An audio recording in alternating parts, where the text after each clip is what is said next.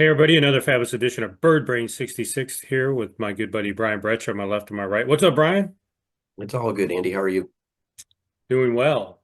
We got another beautiful card set here, one that actually I do think is pretty nice.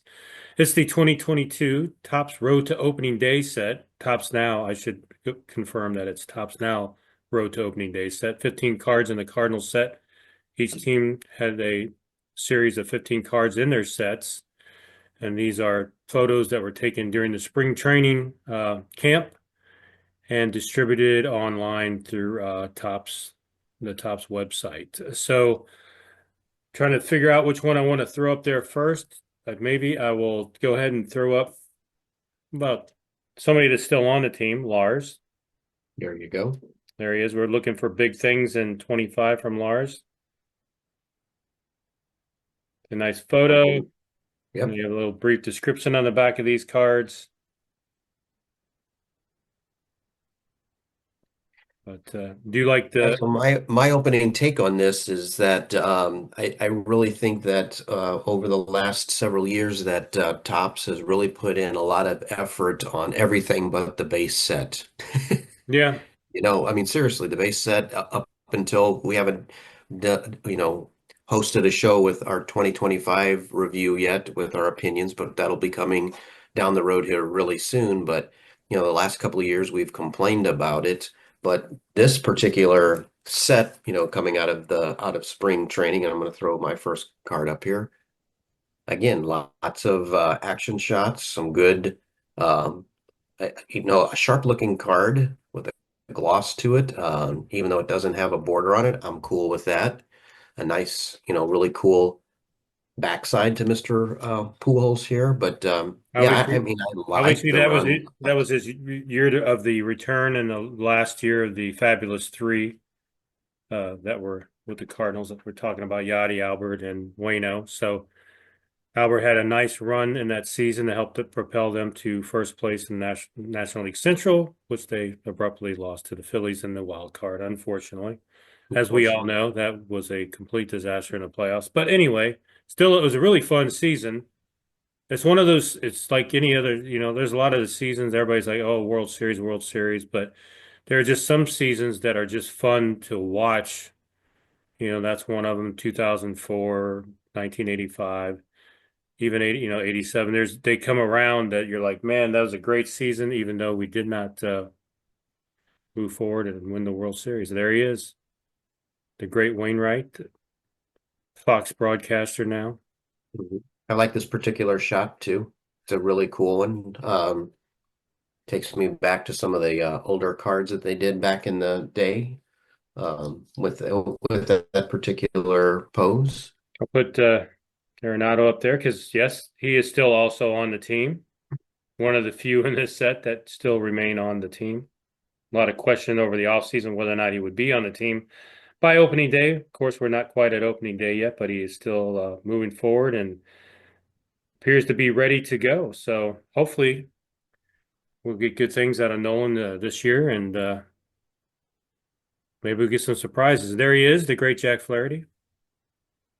He Mhm. was in the Now, again, we have our personal differences about this guy. Loads of talent. Maybe he'll, turn it around.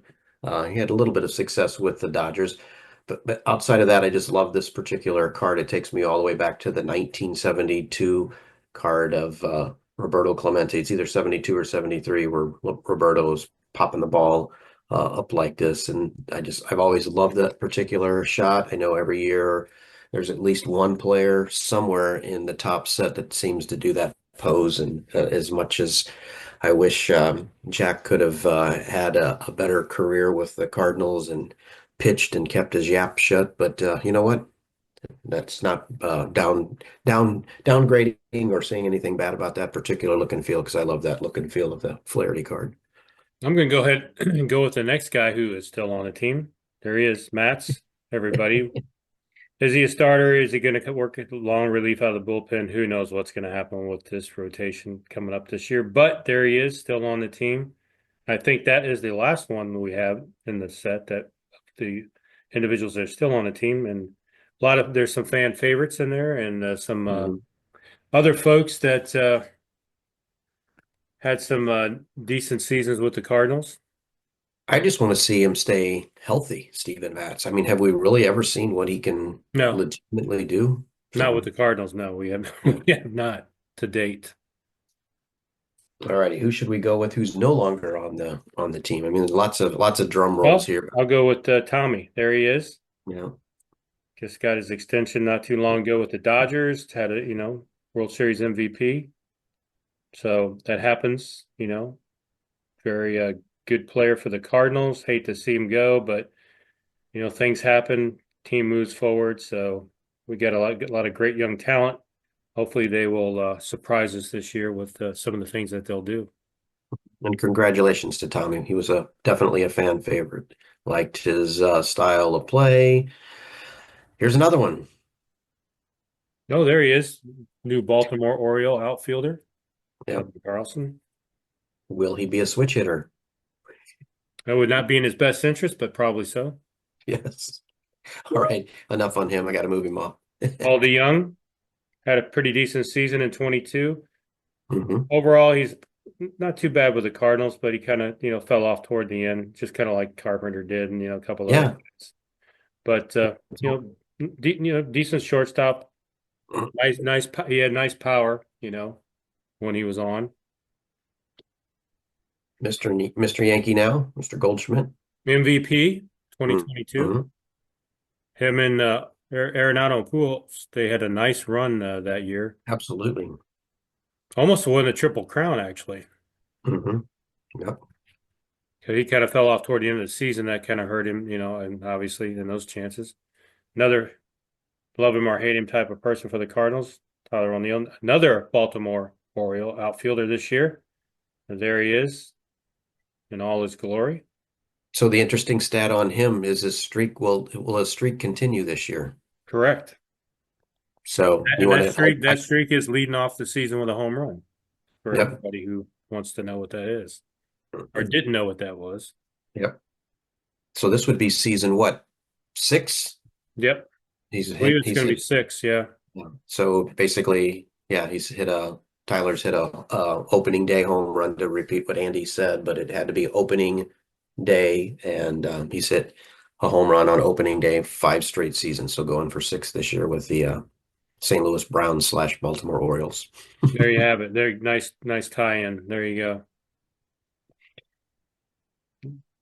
Another guy, Uh, fan favorite. Kind of wish he was still been with the team, and he was not the guy that was traded to the Yankees. Kind of wish, yep. still wish that was Dylan Carlson. Vader, played center field nicely. Good defense, and he provided a little pop in the offense, and he good hustle. Always had good hustle. So real quickly, we've never talked about this. So you bring up an interesting point, and then I've got my next guy up here. So we've always been hopeful that it would have been Dylan Carlson over Harrison Bader, but we've never debated this. Do you think that maybe the Yankees saw something in Dylan Carlson that, made them decide that, he definitely isn't a switch hitter? What I guess I'm asking is, did maybe the Yankees see, some sort of a warning sign that said, you know what, we don't want him, we want Bader. I mean, we don't know the answer to that. In Well, hindsight, we really do wish they would have flipped it. I would say probably if you're looking back in the 22 season, maybe not because a lot of teams were still high on Carlson. So, everybody thought he had a lot of potential then. So I think, they would have probably still been easy to move him. And I think it was more probably Mozeliak who treasured Carlson more than anybody else Right. did, and that's why he didn't move. So I think that, unfortunately we lost Bader and we got stuck with another couple of seasons of Carlson, and he just unfortunately just could not be great defense, but Right. just 0 to nothing on offensive production. He fell off right from his rookie year, all the Mm. way up until the time that he left. He even got And we have, released by the Rays. I mean, yeah, so exactly. Gio, there he is. A lot of talent. I think be honest. I like Gio. I think he just wore him out. I think they wore his Yeah, arm out, and then they just never recovered. And that's typical Cardinal unfortunate. fashion. Yeah, there's always been a guy that it seems like they've had over Matt Bowman. I'm just trying to go back. Seth Maness. It just seems like ever since La Russa left, or maybe it was even with La Russa, maybe the one of the last 2 years, but there was always some guy who was their seventh or eighth inning guy that just, yeah, I think they just burned him out, burned out the arm, and just could never come back. All right, who do you have Yeah. next? Well, I figured you might throw up Dak Hudson there. I have him here. I'll throw him out in just 1 second. I got to pull him out here. But once again, great photos on the cards. Nice job on all these road opening day sets. I kind of enjoy them. I don't know if that's going to continue this year. Haven't seen anything from Tops on it yet, so another one of those wait and see because it's like they just pop sets out here and there, and you never really know what's coming, to be quite honest. Right. And, one of the things that we did talk about for 2025 is the first year that they've come out with the spring training set. So who knows, is that the road to opening day just rebranded to something else because it's the same cards as Series 1, except it's got that goofy with the Got some palm palm trees. trees on it, Yeah. but who knows? But last but not least, in the Cardinal greats is Yachty. And I asked Brian if I could do Yachty, not because of any particular reason, other than the fact that this particular photo, I have it three different times in this set, which is this is the base card for Yachty.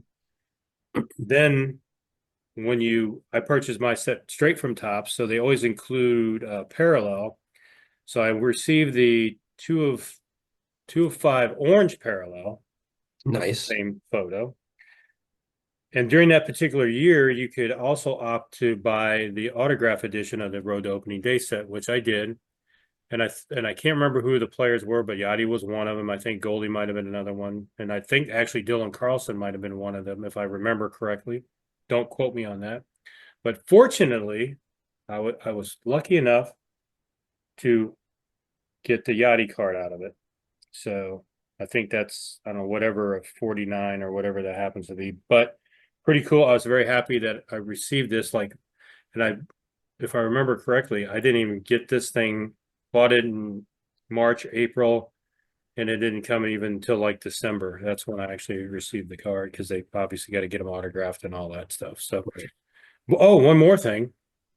I forgot. They also feature anytime somebody does something significant, like a no hitter, whatever significant milestone. And Arenado hit for the cycle in 2022. So then they ship you one of these cards if there's some significant achievement that occurs during the course of the season. So I wound up getting that as well.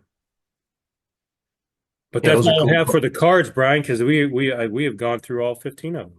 Yeah, no, that's Plus cool. some. And I like the two variations on the Yachty card because I remembered about the time that not, I wouldn't say you forgot about it, but it's December and you've got other things, the holidays and all that. And then I remember you hollering at me and going, "Hey, you won't believe which one that I received." Yeah. So you were pretty excited about it. And anytime you get a Yachty autograph or any autograph, as part of one of those parallel giveaways, it's always cool unless it's, somebody who is less than desirable. And Well, we'll say that I think it was the year prior, might have been the year prior, I actually got a Paul DeYoung auto in the mail. So, and I also had one that actually was the 2021 road to opening day. And if we ever, not the road to, excuse me, scratch that. The postseason, road to postseason. I Okay, actually received the Arenado autograph, which caught me by surprise. So we'll feature that somewhere down the road. absolutely. What else you Absolutely. got for what else you got for 22? Well, you know me, lately I've been writing down a lot of notes, so bear with me because I won't read all of this just for the sake of time, but I like to have different stats. So even though the World Series was just a couple of years ago, the Astros beat the Phillies 4 games to 2. Uh, Jeremy Pena was the MVP of the World Series, as well as the ALCS MVP. Guys who went into the Hall of Fame: Big Papi, Tony Oliva, Jim Kitty Cat Cott, who was a member of the Cardinals, Gil Hodges, Buck O'Neill, Bud Fowler, and last but not least, Minnie Minoso, who had played one season for the Cardinals. And then last but not least, well, I got a couple other things, but then I'll turn it over to you and then close with one other thing. So the Stanley Cup winner was the Colorado Avalanche or the Lightning, 4-2, and that snapped the Lightning's back-to-back streaks of winning the Stanley Cup title. So, and Cale Makar was the MVP for the Avalanche. Any Brandon. trivia?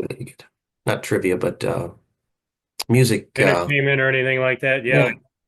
I always like to look up, especially more recent times of songs I may have never heard play because it's just, that's really not in our wheelhouse. But Heat Wave by Glass Animals was the top of the charts.